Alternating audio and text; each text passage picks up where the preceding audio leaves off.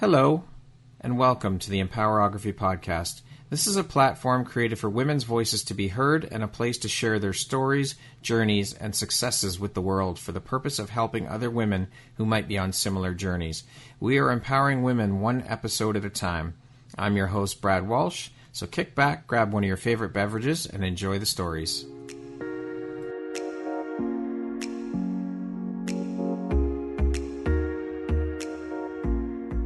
If you're looking for jewelry that makes an impact on your self-care routine and your style, Empowerography would love to offer you a discount code to one of our exclusive partners, Quartz and Canary Jewelry and Wellness Company. Please use code EMPOWER15 to receive 15% off upon checkout at www.quartzandcanary.com.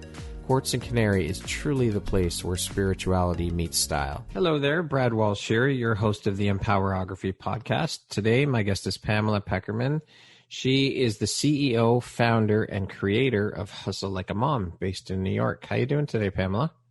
I'm doing well. How are you, Brad? I'm doing great, thanks. How's your day going? Not bad. You know, I always say if you start off the day on a good foot, and it's your decision what is the good foot, then it's already a great day. Very true. Thank you so much for being part of the Empowerography community and for agreeing to be a guest here today on the podcast and share a bit about your story and journey. I appreciate you taking the time. Awesome. So let's jump right in here. You, Pamela, are a serial entrepreneur, the CEO, founder, and creator of Hustle Like a Mom. How long ago did you found Hustle Like a Mom? So that is an interesting question because I would say the first time I started using the phrase Hustle Like a Mom was in around 2016. Okay. But I really believe that it came into its own in late 2019. And that's really when I started to feel like I was building a brand as opposed to just some other part of my business. Okay. Now, what was the inspiration behind founding Hustle Like a Mom? Part of it was this little thing called mom. So I have been an entrepreneur pretty much out of the gate, right out of college. So for about 16 or so years now. But as time went on and I was in the media and doing TV segments and traveling the country and hosting events and going behind stage at Fashion Week, and it was all amazing. But after I had my kids, the first in 2013 and the second in 2014, because why wait? Cool. What body needs a break? Not That's mine. right. I sort of started to hit a point where I felt like, it wasn't bad work. It wasn't like I wasn't making money, but something wasn't driving. So really the inspiration for Hustle Like a Mom was twofold. One, I had plenty of friends in the media and PR saying, you need to start owning your voice. You're constantly giving away the content. You're making money, but you're not building anything. You're going on a TV show and you're giving them a segment. You're going to an event and you're doing it. You're not really creating something that's yours. So Right. That was one thing was I wanted to own my voice and put out something that was under, a brand that was mine. Yeah. And I also really just felt like I wasn't fully aligning my personal and professional aspirations anymore. And that was a big thing for me because I felt like, I was fighting old ambitions. And as you get older, mom, man, woman, it doesn't matter. But as you get older, I do believe that you need to reevaluate and say, wait, are my old ambitions still serving me? And if they're not, it's okay to let it go and say, I have something new that I want. That is Let's change it up. Yeah. Okay. So can you tell us what Hustle Like a Mom is all about? So Hustle Like a Mom is a multimedia business and brand that focuses on empowering women to build a successful bridge from mom life to entrepreneur life. So we did in person. We hopefully will eventually return to in-person events as well, right? Yes. In-person events, and now obviously a slew of digital offerings. And we focus on education. So whether it's marketing skills, branding skills, messaging skills, we have events. I do IG live learning. So we have free offerings. And then we have one-on-one coaching with me or group coaching. And a big part of it is also just networking internally. So can you connect with other mom entrepreneurs that are in same grind and sharing your experiences. So it was really about growing a community of like-minded women that are doing creating and redefining what it means to be a working mom. And I think that 2020 has really brought that to light. And I do believe that 2021 is going to be the year of the mompreneur. That's my... Awesome. Now, do you only work with moms, or will you work with women who are not mothers as well?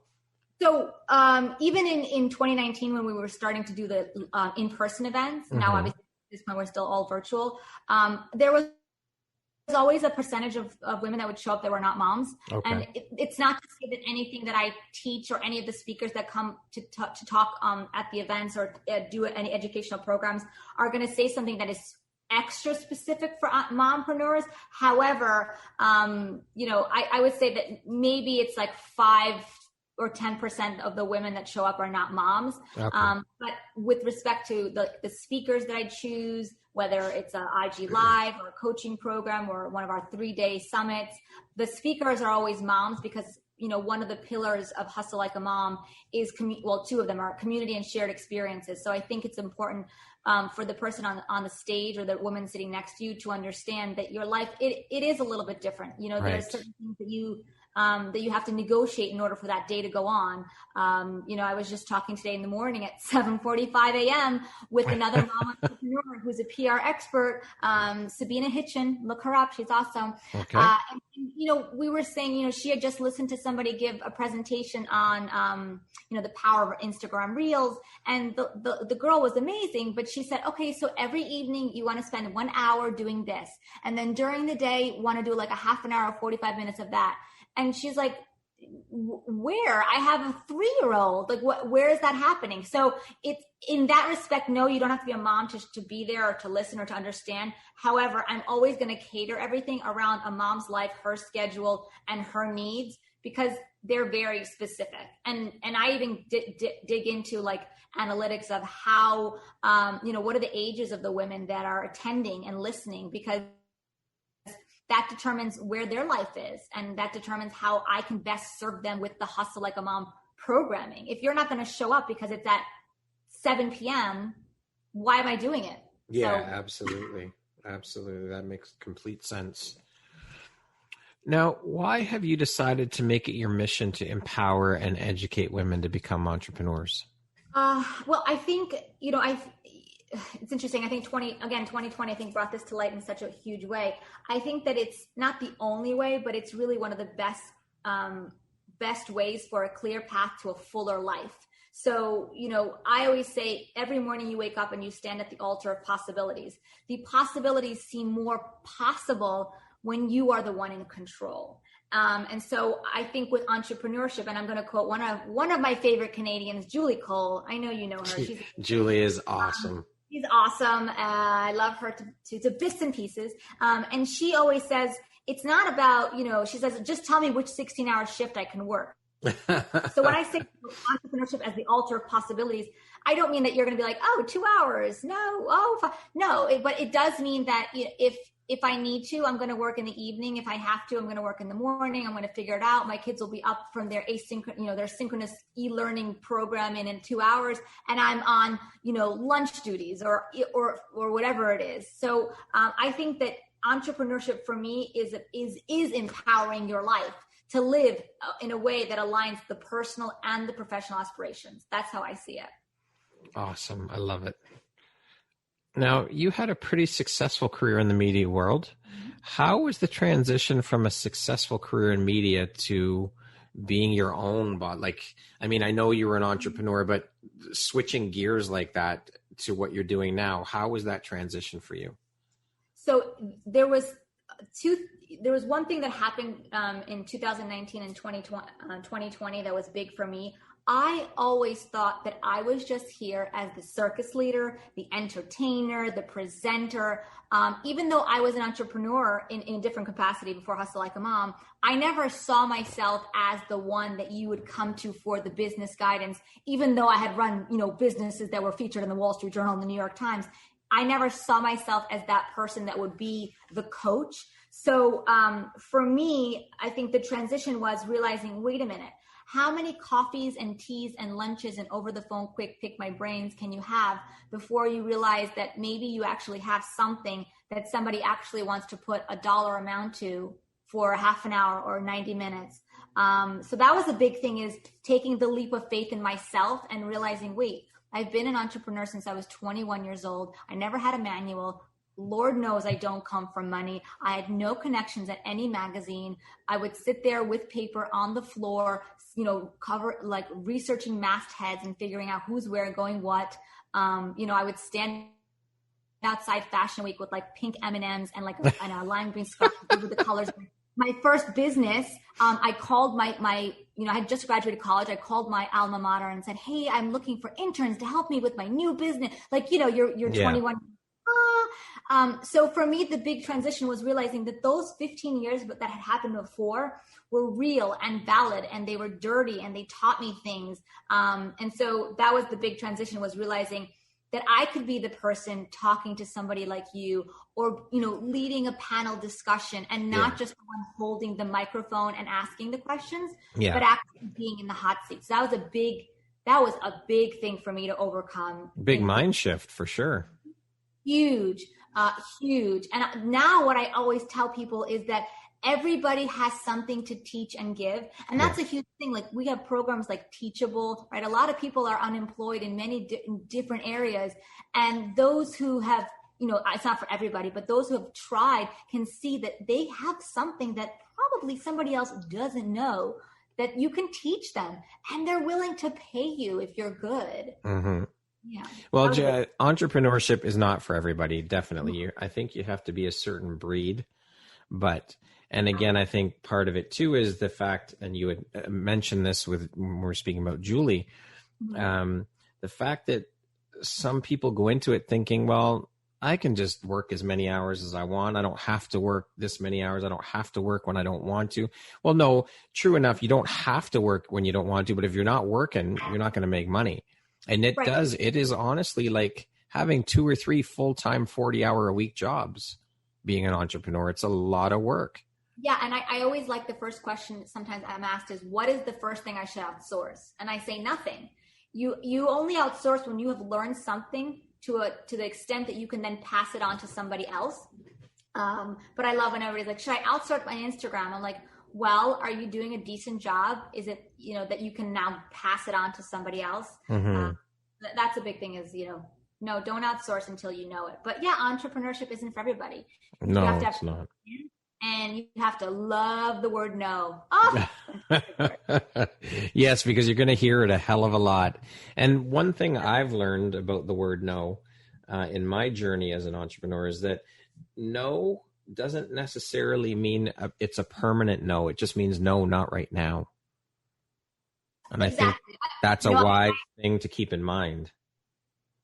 I always say that no is just the beginning of negotiation. If you could figure out where the skin in the game is for both parties, no is just the start. Yeah, absolutely. Of what could possibly be. That's right. I had a huge yes come up this year at the end of the year that a year ago was a very flat no. And had I let it go without just continuing to nurture the relationship, continuing to be of help to this now client, that would have been $0 in my pocket. That's right. So many people just, you have to get used to hearing the word no and being okay with it, but knowing that it's not permanent, for sure. What is it that excites or inspires and drives you so much to help budding mompreneurs? Freedom. The freedom for them, which really comes from the confidence in knowing that they're in the driver's seat. I love that. I also know that there are many women, and I realized this particularly in a recent move about 3 years ago. We moved out to the suburbs for the first time. I've never lived in the suburbs. And I met so many women that, would say, I was, at Bear Stearns and I was doing this, or I was a lawyer and I was doing that. And I'm like, oh my goodness. And then they hit a moment where they're like, I'm not really fulfilled anymore of being a stay-at-home mom. I need to figure out my second act. Yeah. And so be able to empower them to say that, what you did in the past and what you did as a mom has given you some skill sets. So let's figure out what your next act is, because it's going to be awesome. And it's going to give you the freedom that you want. Again, I always say this, to align your personal, professional aspirations. Yeah, I love it. Where do you want to see Hustle Like a Mom in the next 5 years? What is your plan for the business? I used to do these 5-year plans, just like Stalin, but not as intense. He'd have his 5-year plans, minor, I promise, not like that. And I say that as a mild joke. My parents fled the Soviet Union as religious refugees in the 70s. So I say that with full gusto, trust. But I love it. I would say, you got to be able to laugh and joke, right? Nothing motivates like an entrepreneur quite like the immigrant hustle. Oh, yeah, goodness. I'm sure. So I would say that in the next 5 years, it's hard to say. I almost think I try to think more in like the next year or two, because it's so hard. But I see the platform growing. I do see us hiring up. So I envision having a team of other mom entrepreneurs, and only hiring moms in the company. That's so far what I've done with my freelancers. It is only bring on mom entrepreneurs. And I would love to see us start to roll out products. So there's going to be journals that are for mom entrepreneurs by me, obviously a mom entrepreneur. I do see products also helping make life a little bit easier. And I do see a continuation in eventual return of in-person events, except now that we've had the flavor of the digital, which has exposed me beyond the New York, New Jersey, Connecticut area. Right. I do see something that would be more of a destination, like 2-day retreat, as opposed to maybe the sort of smaller things that we were doing here. Because once we went digital, it was unbelievable. We had the first digital event in the middle of 2020, and I'm like, okay, let's just see, can we match the amount of people that we get in a live? And we got nearly 100 people, and I was blown away. Awesome. So I see the creation of products, and then also the more like a destination summits for Hustle Like a Mom. Very cool. What would you say is the most inspiring part of your business? What lights you up the most about it?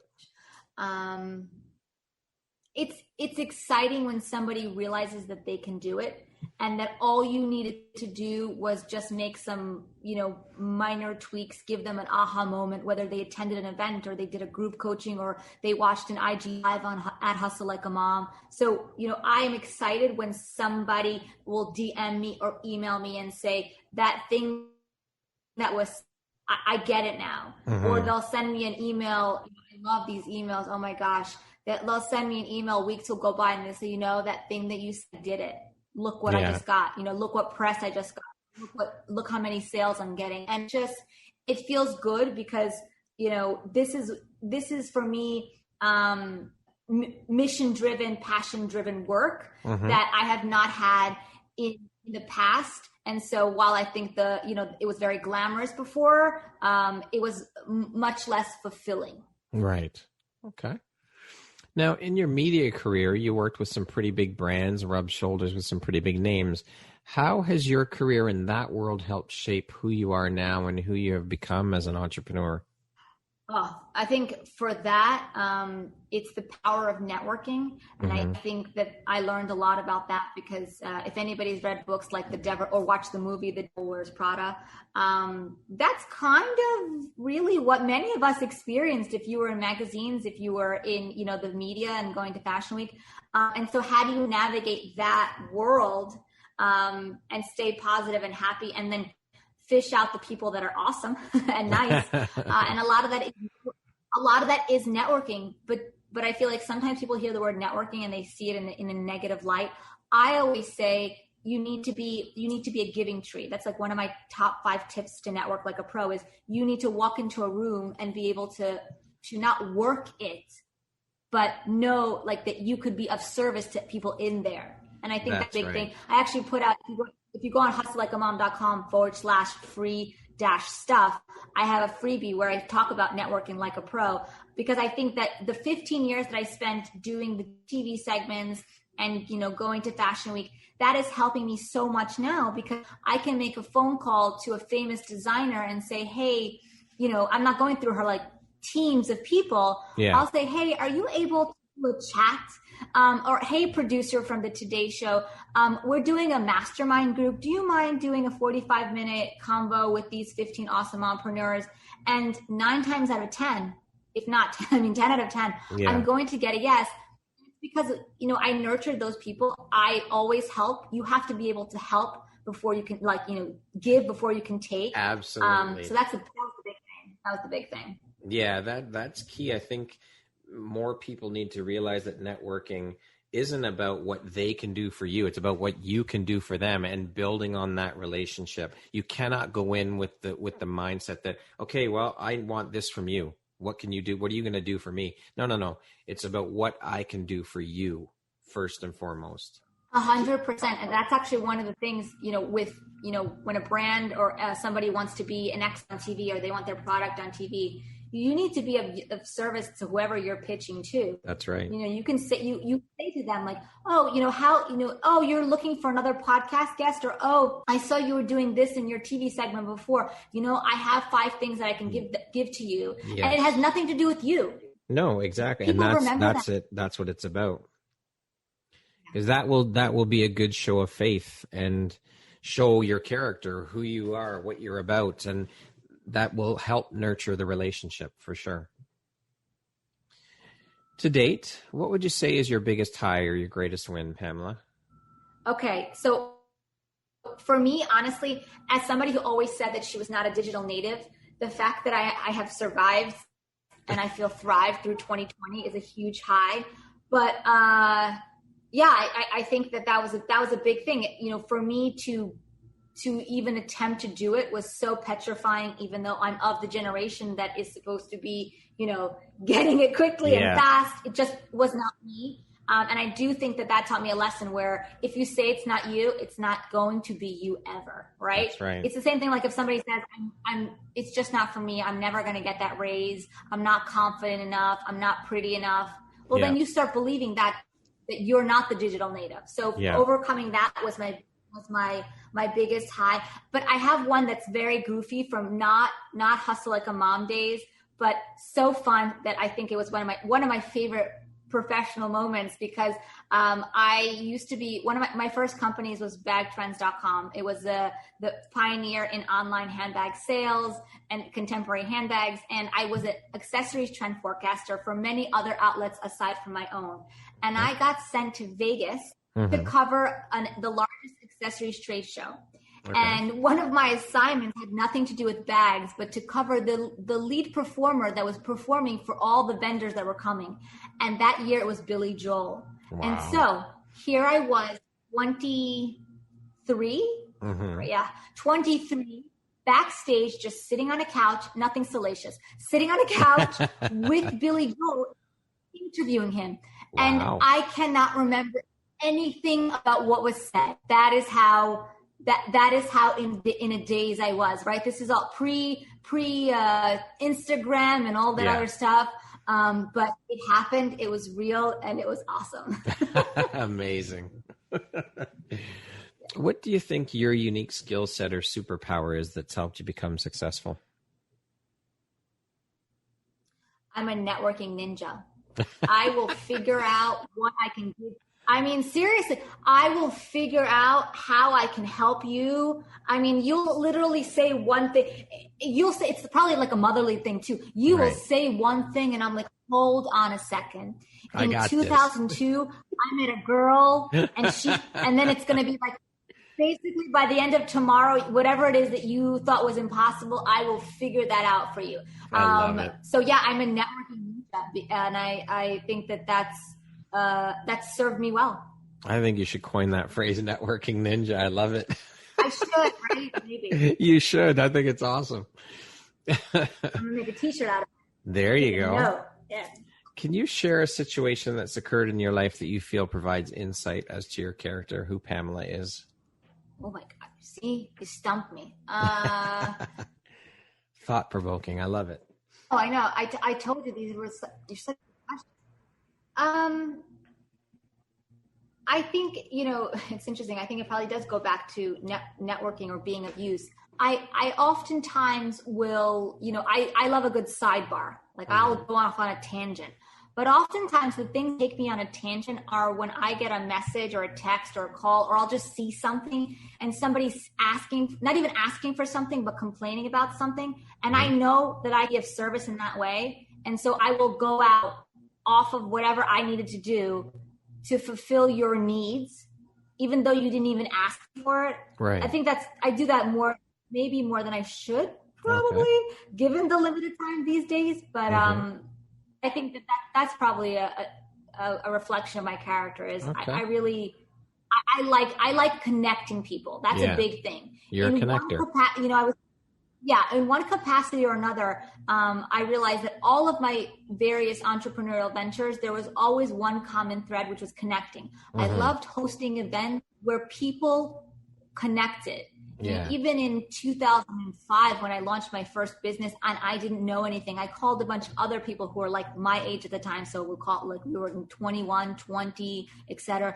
And I said, hey, why don't we do this thing where it's called like, what did I call us? Like babes who brunch or something of that nature. And I said, why don't we get an accountant to talk to us? And then why don't we get this person to talk to us? And I mean, in many ways, that's what I'm still doing now. I love it. What makes you feel inspired or like your best self? Healthy mornings. I think it's the greatest gift you can give yourself. Yes, it's a healthy morning. Ariana Huffington says, a healthy day starts with the night before. But I do, with the sleep. And I do believe that healthy mornings and just that, whatever it could be, 5 minutes one day, maybe it's 20 minutes, depending on your life, a little time to yourself to do nothing. So healthy morning. How do you define success? What does that word mean to you? I think success is when you enjoy the hustle. And that means during, like while you're working, while you're doing it, and then the resting part. Because to me, success is not constantly being in a cubicle and then never taking that vacation or never turning your cell phone off at night. Or that's called just being a slave to your job. And I think most people, especially if you're listening and you're an entrepreneur, if you're a slave to your entrepreneurship, then you're losing the reason why you started it. I'm not saying that some weekends are not going to be different than others, but for the most part, for me, success is enjoying the hustle while you're doing it, and then also when you're not doing it. I love it. What would you say is one of the best pieces of advice you've ever received? Okay, two. One in person and one that I read. And for my Canadian friends, you might like this one. Wayne Gretzky, who I have never met, although I do believe we would be very good friends, has famously said that I think we would be great friends. He said that you miss 100% of the shots you never take. And I've had that quote in my room for well over a decade. And I agree that that's awesome advice. It is for sure. You don't take the shot. How will you know? Yeah. And the other nugget was given to me in person by Megan Murphy, who is actually, she's coming out with an awesome book in 2021 called the Power. I think it's The Power of Yay. If I misquoted her title, but look her up, Megan Murphy. She's the editor of Women's Day. And she said, start your day with yay. And I know that sounds very simple, but just think about it. If you front load your day with as much yay, then you're already, going back to what I said before, you're in that healthy morning mode. And the rest of the day is just going to be awesome because you jam-packed so much goodness, whether it means I'm going to wake up earlier so I have time for myself, and then I'm going to be so awesome because I've checked a few emails and now I'm going to read to my kids. And then before you know it, it's 8:30 and it's like, whoa, I feel pretty good. I feel alive. So, front loading your day with yay is a good one. I love that. Front loading your day with yay. That's great. Front load your day with yay. And her name is Megan Murphy. Oh, and the book, Megan, okay. And the book is called, Your Fully Charged Life. Okay. That's the book. It's coming out. It's going to be coming out. I think she said February 2021. But she's a mompreneur and she's awesome. So I'm going to give her a little plug. love. Yes, I love it. What would you say is one of your biggest failures, and what did you learn from it? So I closed my first business rather abruptly. Okay. That was a failure to me because I just let it go. I didn't sell the site. I didn't, repurpose the contacts. I didn't do anything with it. So for me, that was a bit of a failure. I just lost my father. I had gone through like a very emotional feeling of, well, if it's not really serving me and not making me 100% happy, then I'm not going to do it because life's too short, which is all good and true. But I could have done the exit wiser and also more gracefully, because I had grown that business to have like over 20 writers across the country, with several even overseas, and it could have been done, more elegantly. And I think that should I ever need to close a business, I'm definitely not going to do it that way, because that was my first baby, and the business itself deserved more respect than the way that I terminated it. Okay. What would you say is one of the most important things you've learned in your life? And what was your life like before learning it? And what was your life like after learning it? I would say that understanding that worry is a worthless emotion that prevents you from focusing. I think that's a big lesson that I've learned in my 30s. And again, a lot of things, I began to look at things differently after I lost my father. But worry is a worthless emotion. Whatever it is, it doesn't mean that you can stop it, but you kind of can. Like if you see the train coming, right, you'll hear experts like therapists will say something like, label it. Okay, fine. You see that worry is coming, and you just say to yourself, worry is a worthless emotion. And then you are now left with room for clarity and focus. Because if you're anxious, you're not looking at, okay, what is the best way to deal with this medical crisis? What is the best way to deal with this business crisis? You're just in crisis mode. You're in worry mode. So I know it's easy to say and sometimes hard to implement, but the more you can say to yourself that worry is a worthless emotion, preventing you from focusing and therefore preventing you from succeeding personally or professionally, I think it'll serve you well if you can just say that to yourself, that worry is a worthless emotion. I love it. Very, very wise words for sure. Because what's the point in worrying over something you have no control over? Exactly. It's wasted energy. There's nothing you can do about it. Let it happen and move on. What do you think is the most common reason for people failing or giving up? The most common reason for people failing or giving up. Oh, I know my husband will love this because he always says this, and it's so true. I think poor communication is almost always the reason for failure, and that's personally or professionally. And I think the first form of poor communication is internal. So if you can't communicate with yourself your needs, then you can't then externally communicate it to your spouse, to your colleagues, to your interns, whoever it may be. And that's probably why I feel like the biggest shift that I'm seeing with all the entrepreneurs that I've coached, and the thing that I'm developing in 2021 is, mastering your messaging. Because if you can't communicate internally what your company stands for, then you can't externally then execute your Instagram stories, your press outreach, right? You show up on a podcast and what are you going to say, right? Yeah. What is your grand message? Yeah, your why. Your why, I call it your brand goddess temple. Brand goddess temple, yes. Because I feel like there's nothing more important than great communication, and it starts internally. So the big work is, can you build out this brand goddess temple for your business? But then also, again, personally, can you build out your needs? Can you articulate them? And if you can't, then that's where failure comes from poor communication. Interesting. I've never had that answer to the question. It's very interesting, though. I mean, you have to have your why. You have to know what your why is for what you're doing, for sure. That's key. That's one of the most important things. Mm-hmm. And self-communication. Everything, absolutely everything starts with self from within. Can I plug another mom entrepreneur? Sure, of course. If anybody liked the whole talk about communication, I just thought of a good book that you might enjoy, which is How to Talk to Yourself Like a Buddhist. Cynthia Cain. Cynthia Cain? Cynthia Cain.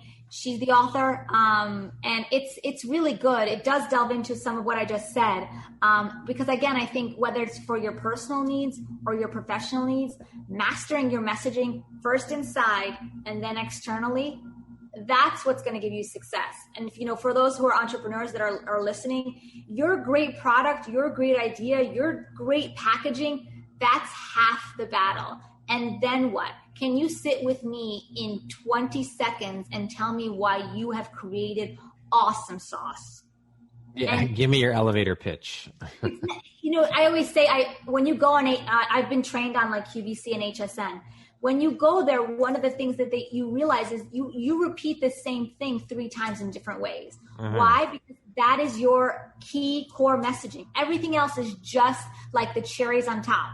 Yeah. What is your flour, your sugar, and your eggs? You know what I mean? Yeah. Your main ingredients for sure. Yeah. What is your personal motto, Pamela? No is just the start of negotiations. I said it before. Yeah, I love it. No is just the start of negotiations. What does the word empowerment mean to you? Freedom to see your choices and act with confidence. Love it. What gives you the motivation to keep going? Tomorrow. Every morning you wake up at the altar of possibilities. So that keeps me going. Otherwise, like I said, no.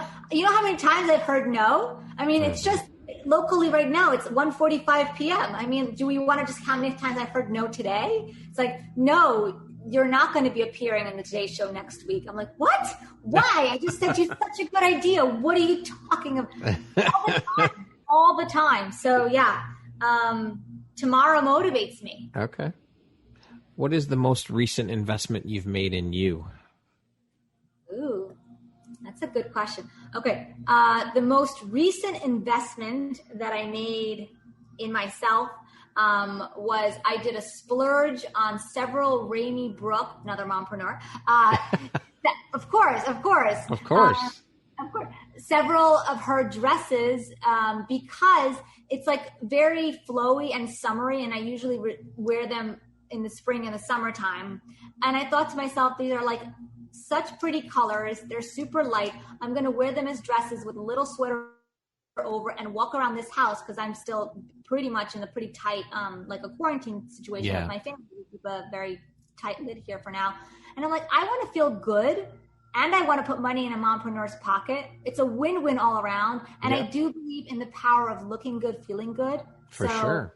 There you go. That was my big splurge. Some fun dresses. Good for you. How would you describe yourself in one word? Loyal. Money or fame? Money. Early bird or night owl? Early bird. If you were writing your autobiography, what would the title be? Hustle Like a Mom. That was a good one. It is a good one. It is. I like it. When you make a mistake, how do you move on? You just do. Okay. If you came with a warning label, what would yours say?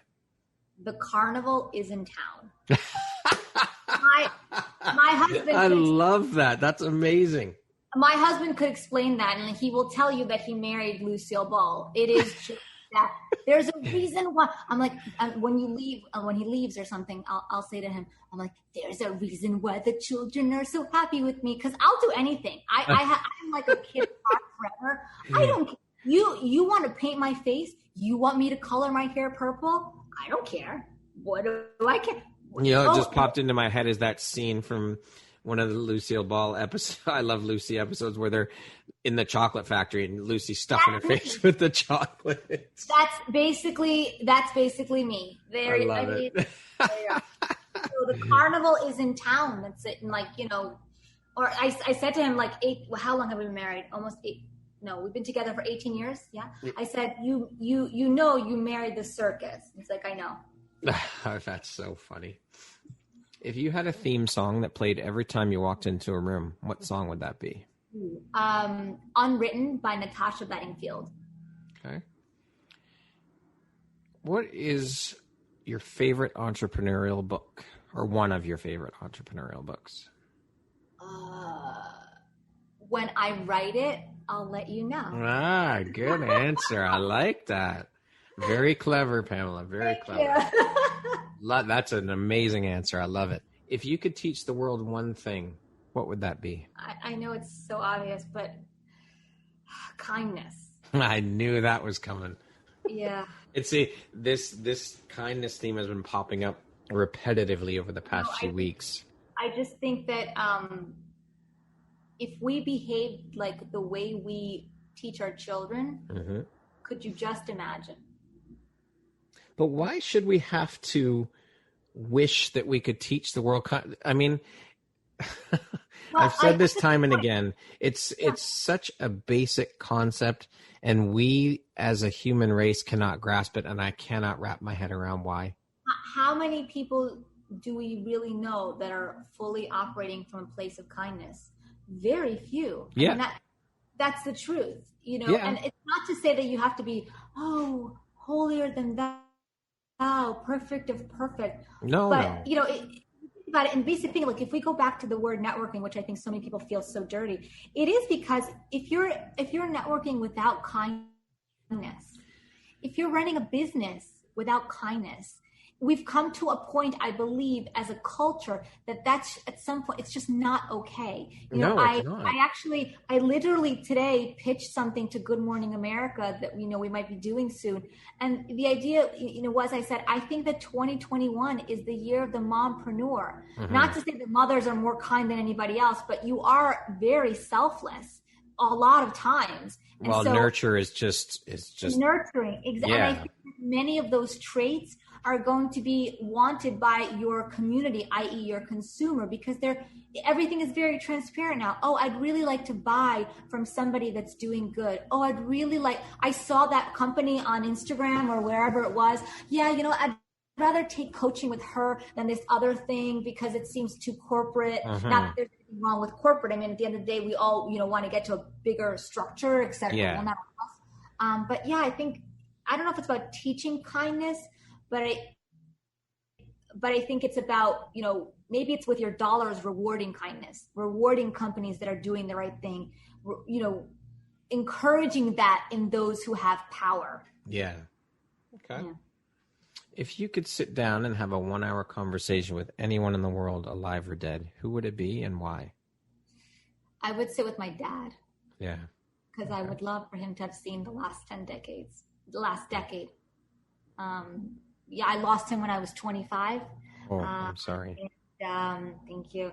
And I always feel that, the day he died was the day I became an adult. So I would have loved for him to see me as an adult. Okay. If you could step into my shoes, what would you have asked yourself that I haven't asked you? Good question. What is it like to be married to an entrepreneur? Okay, there you go. Answer your question. Oh, okay. It's wild. And it's one of the things, I think I even talked about this with Julie, because when Julie Cole came down from Canada to New York, I interviewed her. She flew out here. She was at my house. This was back in late 2019. And we talked about this, that when you become an entrepreneur, you really need to activate everybody in the house, including your children. I mean, obviously, depending on age, to let them know what's happening, what might be the changes. So I think that and you're also with the spouse, you're putting up with somebody who many times is very focused on not themselves, but there's not always a team. So it's a lot of you. So I would say, what is it like being married to an entrepreneur could be its own. It's a roller coaster ride. It is. It really, that sums it up right there. It's a complete it's a roller coaster ride of emotions, everything, absolutely everything. Yeah. That encompasses it right there. If you could go back and give your younger self one piece of advice, what would that piece of advice be? Oh. Oh. I know. I love the reactions I get. I know. It's okay to pivot. Pivoting doesn't mean failure. It just means that you're getting onto a different path. Pivot seems to be the word of 2020. I hear it so much.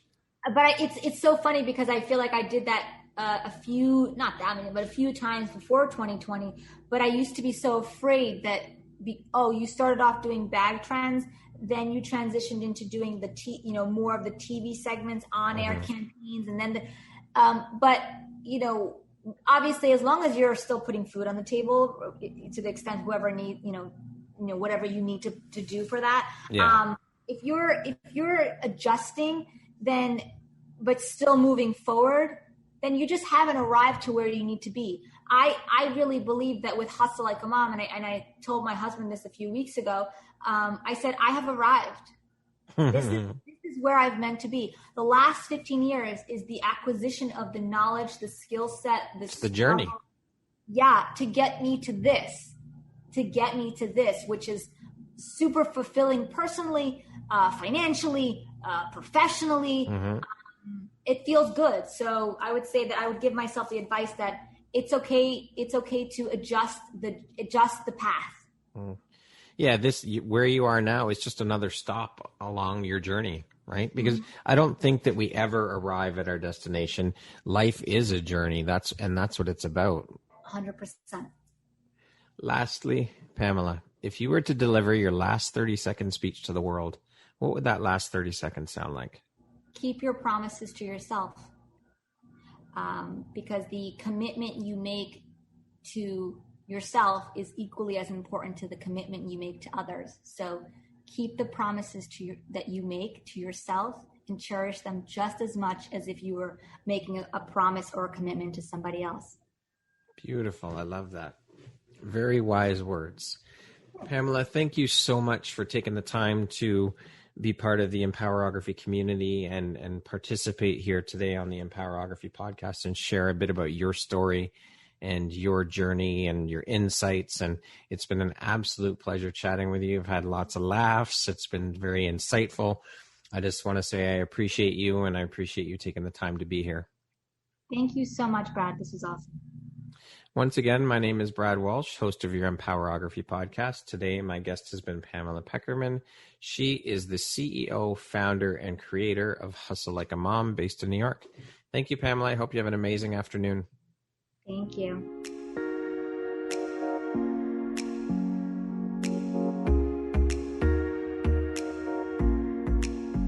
Thank you very much for listening to this podcast. If you haven't yet, please be sure to subscribe, rate, review, and share with all your friends.